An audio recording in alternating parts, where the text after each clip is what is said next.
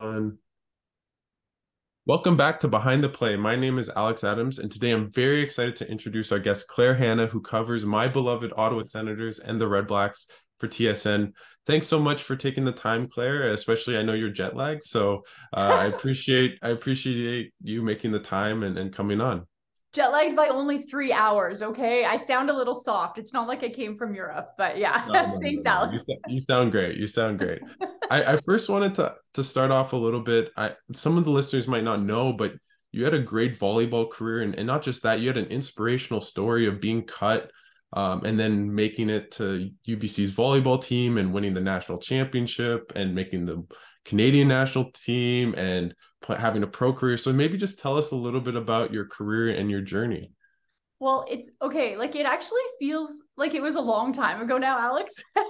Because when I started at UBC, it was 2004. And when I finished my volleyball career with the national team, it was 2013. And now it's like 2023. So I can't even believe it was 10 years ago that I finished playing volleyball.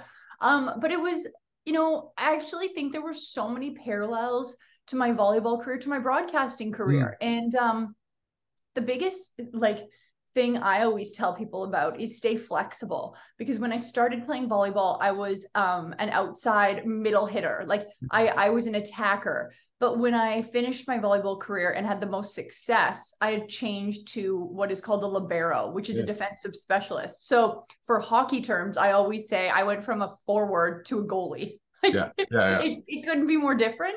But for me, the big lesson there was that I probably was never going to have success as an attacker, because I know I'm tall if you meet me, but For for volleyball. volleyball, I am not tall. And I also Yeah. don't jump. I never jumped very well. I worked so hard on my vert in the gym, but I just I couldn't reach a level that other people could reach naturally and with hard work. So anyways, I switched positions, and that's really where things accelerated. And also I was stubborn. I just really didn't want to give up on that dream. Mhm. And even though people told me I didn't have a future in volleyball, I was just like, nope, screw you. I feel like I do. So those were those two things. But then when I got to broadcasting, um, I got laid off at one point in my career. It was really hard to find opportunities. I worked hard. And so I think there was a lot of importance on being flexible there too. So it was a really good lesson. Like I've learned a lot of lessons through volleyball that have transferred that I still think about today. But I still stuck at jumping, and I'm probably really rusty if you ever get me out of volleyball court now.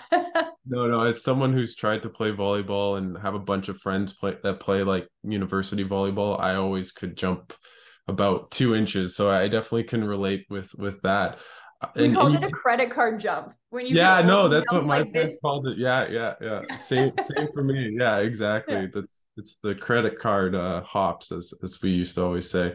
And so when you were in school at UBC and doing your pro career, I know you worked at the school newspaper, you did color commentary. At that time, did you see it as a possible career on top of volleyball, or were you pretty dead set on volleyball?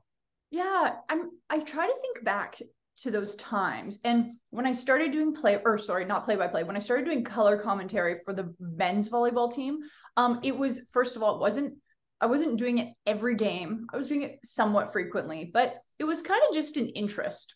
I'd say at that point a hobby. And I feel like a lot of university students and even people beyond university are always really wondering, like, what do I want to do? What do I want to make my career out of? Is my career going to be a passion, or is my career just going to be something that I work hard at and make money, and then, I'm a Mhm. weekend warrior and do cool activities then. And so at that point in my life, when I was, doing some writing for the newspaper as well, I was just dabbling. I was doing a lot of other things that we don't talk about in Yeah. podcasts, but because they didn't turn into anything, like I remember I did an urban planning job with the city of Vancouver, where I Wow. was, and like we don't talk about this. Or I remember a part of my university career, I actually volunteered, and this is kind of nuts, with people who had felonies that were going into halfway houses. Wow. And it was just, yeah, because I wasn't sure, like, I don't know if I wanted to, pursue a career as a lawyer and things like that. And so I actually had a buddy, I'm not allowed to use his name, but he had been in jail, and he was trying to, it was to help reintegrate some people into society. So you kind of like mentor them, help them write resumes. So I'm just saying I did a lot of different things at UBC, and it sort of ended up that the broadcasting career was the one that stuck in the end. But there was a big chunk of time there after UBC when I was playing volleyball for Canada that I didn't really do anything in broadcasting, and then I kind of got back into it. So I think it was sort of, I was just trying to figure out what I was interested in. And it ended up being that broadcasting was the one. But I even still think, I'm like, I don't know, maybe I get laid off next week, or, in 10 years, I'm like, I want to shake it up. I think it's important that we always think about things we're interested in. We don't just stay stuck on one thing. And what was always your interest in being a sports journalist and going down that path? Well, because it's the funnest job in the world. Okay. It's pretty hard to beat this job. Like, I watch sports for a living, right? Sometimes when you're tired, or maybe there's days that, I don't know, there's been a lot on my plate, and I'm like, oh, like today feels like I'm tired. I'm like, wait, like I have a self-reflection. I'm like, you get to go watch an NHL game. Like, I'm like, yeah, you're right. This, like, I have to self-talk a bit. And trust me, Alex, there's very few of those days. But I think because I was an athlete at a high level, a professional level, I knew it's such an amazing life, and I wanted to stay involved with sports because I have always thought the psychology of sports was really fascinating. And when I cover the Senators, I always am thinking about, like, how would a player feel about, moving from the second D pairing to the third D pairing, or, if you go from the first line or, third line center to the first line center. I'm always thinking mentally, I'm like, ooh, how is that challenging this athlete? How are they feeling about it? Are they happy? Are they sad? And so I just wanted to continue kind of like always having a role in sports to think about those sorts of things. And I also am curious and I love storytelling. So those things all go hand in hand. So I think, and I've said this, like when I was at UBC doing some writing for the newspaper, that was kind of like a side hobby. It wasn't deep journalism. Like, these were little articles. It was athlete of the week. I don't even, sometimes, here's the thing, I was starting out, I wouldn't even interview the athlete. Like, we just write their stats, like this, it was just like a very genesis of the career. But as you move through it and you talk to people, you kind of learn how to build onto it. As just a quick follow-up on that, as an athlete, do you find it's easier to relate to other athletes? Like, if you talk to Brady Tkachuk or Tim Stutzle, because you were an athlete, you kind of have that connection already? Well, I've been asked this before, and I don't really actually bring up with these guys that I'm an athlete or that I was an athlete, because I don't think they care. And I'll put it this way, is, actually I was having dinner with some of my UBC volleyball girlfriends a couple months ago, and they asked that same question. They're like, do you ever say, things like that to the players? And I'm like, well, listen to this. What if I were to say this question? Let's say they win a really big game, the Senators. And I was like, oh, like, I remember when I played UBC volleyball and we won this huge game and we were the underdog. Is that what it feels like? Like, to me, it's just kind of narcissistic. Like, I don't need to bring that up. But where it does give me confidence is I'm like, ooh, I might honestly, there's so many times in a game where I'm like, oh, I remember doing something that felt like that. So I'm like, I know how excited they are, or I know maybe how disappointed they are. So then that gives me confidence to dig into that feeling a little more. And you know what, though, that might not be how that athlete feels. Like, just because Claude Giroux had this amazing game and he feels really good and it's about his team, I might ask him a question, be like, how good did that feel or whatever. And he might be like, actually, I'm not really caring about myself. It's about the team. So you might think one way, but that athlete feels a different way. But it just, I feel like I know how they're feeling sometimes. And so that's where I can dig into that emotion. But it's not like I bring it up with them, if that makes sense. Yeah, no, that makes a lot of sense to me. I want to ask, as a woman, and like, how did you break through as a woman in the sports media industry, and especially in such a male-dominated field? And what advice would you give to young women coming up in the industry? I always think this is a funny question, because people are like, how did you break through as a woman? I'm like, it wasn't because I was a woman that it was hard, or a male that it's hard. I think it's just a hard industry to break into, regardless of gender. I do not feel like I ever didn't have an opportunity, or it was harder because I was a woman, to be completely honest. And that's what I really want to hit home here, because it's a lot of hard work in this industry because it's so competitive and a lot of people want these jobs. So you have to be good at what you do. And I don't think there was any job that I was not considered for because I was a woman. Like, anyways, that's really important for me to say. There's things, and it's funny, even when we were doing this podcast and I was asking if it was a visual medium, like I have to do I feel like as women and as men, looks are more important, or like regardless of your gender, it's important to look good on television because it's a visual medium. But for women, it takes us a little longer to get ready. Like, I didn't do my hair this morning, whatever. But, I have to do my hair, I have to do my makeup. And those things probably take me 15, 20 minutes if I rush. For a guy, I can see them. They just pat a little foundation on their face, 30 seconds a minute, they're ready to go. So that's something as a woman that, that takes away from prep time. Like, I hate that. I'm like, I wish I could just go on TV without makeup and use that extra time to research or go through my stories, things like that. And I'm trying to think of other things, but there's one thing I will say, and sometimes in the locker room, like I try to, and I'm not talking about the Senators locker room, I'm talking about locker rooms in general. And I will say, I think the Senators locker room is really professional. I've never had this issue here in Ottawa, but sometimes like the guys might just like treat you a little different. And I don't, but for the most part, I've really run into professional athletes. And I think it's also about the vibe I give them back.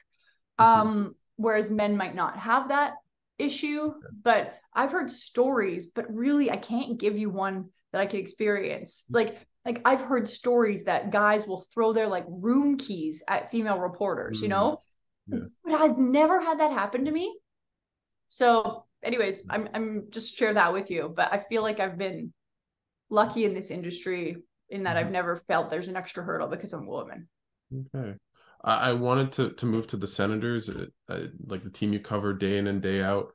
They have a very tough schedule, and they lost those pretty badly on the weekend against Vancouver and Calgary. Do you still think there's a way for them to sneak into the playoffs, or is the hurdle too much now after those losses? I think it's too much. Yeah. I was thinking about this actually yesterday for a long time. And I think even when they won those 2 games against Detroit and, they started going on the heater and there was all this belief, even then it was hard.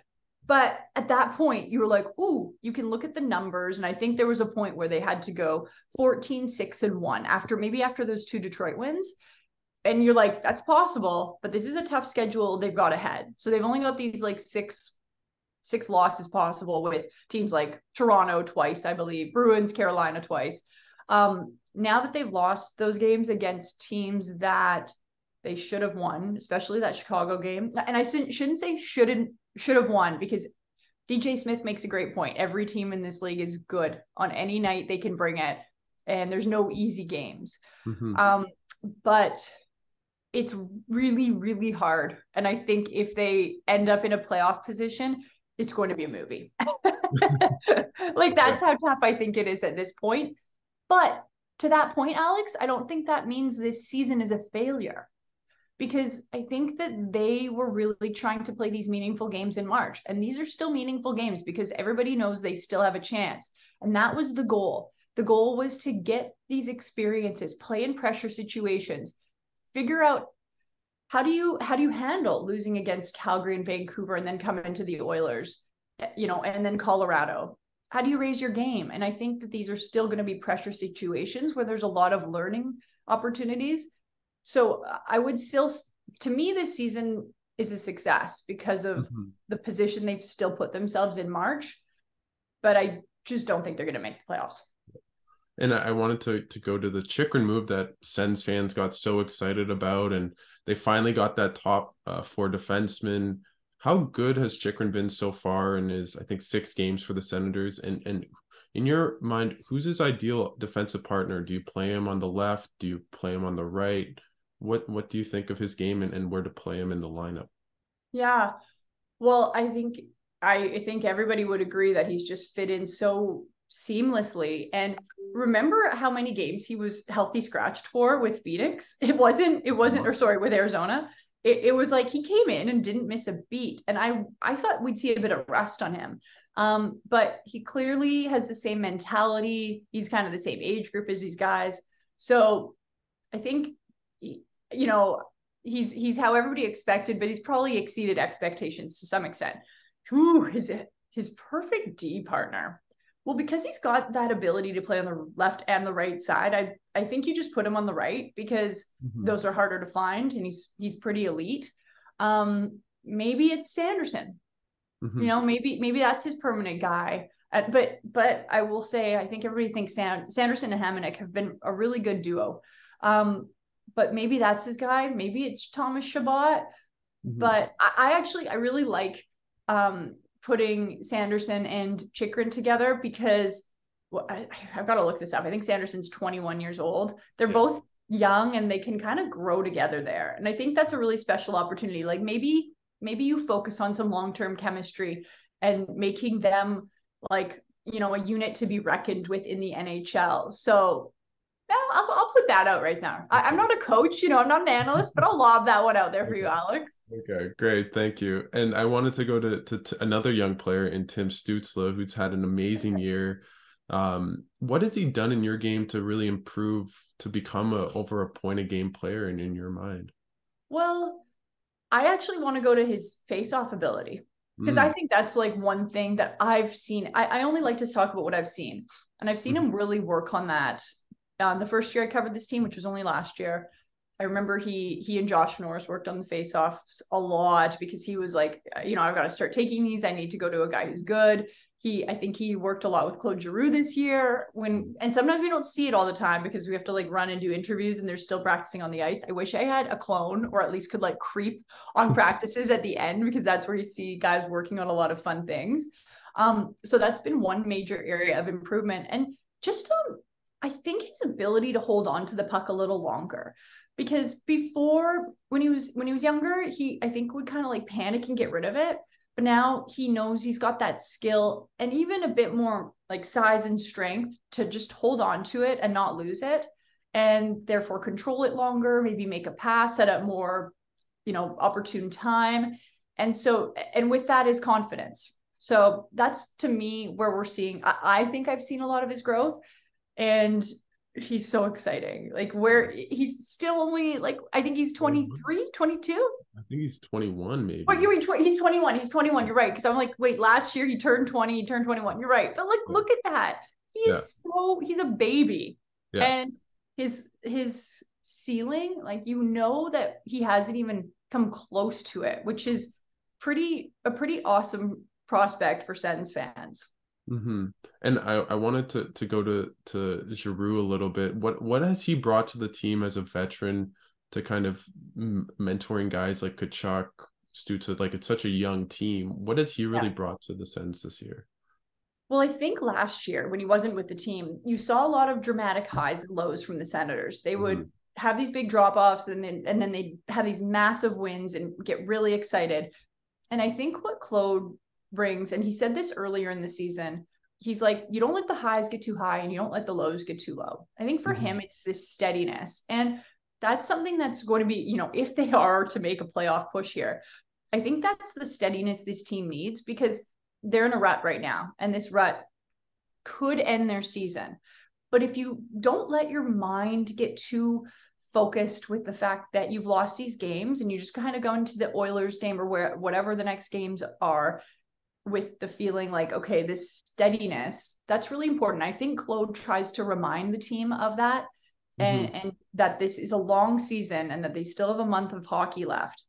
And then I bring this up in a lot of interviews because when they're at practice, he is almost like a coach on the ice. And I don't want to ask him about his future career because that suggests that maybe he's getting close to the end of it, and I feel like he's a little sensitive about his age. Like he's been amazing this year. He's a point a game, right? So Yeah, so I don't think he's slowing down anytime, but I just sense that maybe he sees himself as a coach one day because of some of the drills, or he'll be up on the whiteboard at practice, just kind of running guys through a power play, or something he thinks they should do. And so I see that leadership in a bigger role than just as a player, which is really cool. And I mean, the guys clearly respect him and listen to him, because why wouldn't you? He's Claude Giroux.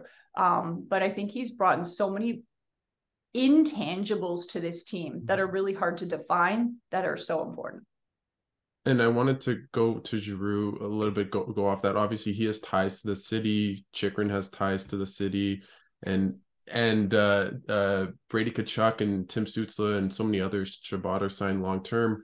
And people have been asking all year about Alex Debrincat and his potential extension. Mm-hmm. Do you think having guys like that really want to be Ottawa Senators will maybe impact his decision? And how likely do you think it is that he'll stay long term? Yeah, I was thinking about how many players now have ties to the team. Derek Brassard as well, yeah. Right? And there's something about playing for that jersey logo that you've grown up watching. But how that factors in to Alex Debrincat, I've been really thinking about this. And I think that there was hints made along the way this season that it took Alex Debrincat a little while to feel comfortable here, because he moved his wife and his son. I know he has a child. I think it's a son here. And he, again, is a young dad, and those things are not easy. Moving cities is tough.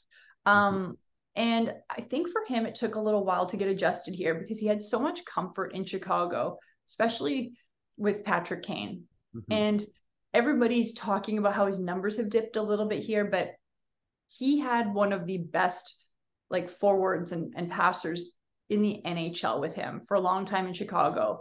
And you can't just replicate that, regardless of how good this team is. But this team that he's stepping into kind of lacks, first of all, chemistry for him and some of that. Anyways, I could see them wanting to extend him here, but I also feel like they want to feel that out, because he's a restricted free agent.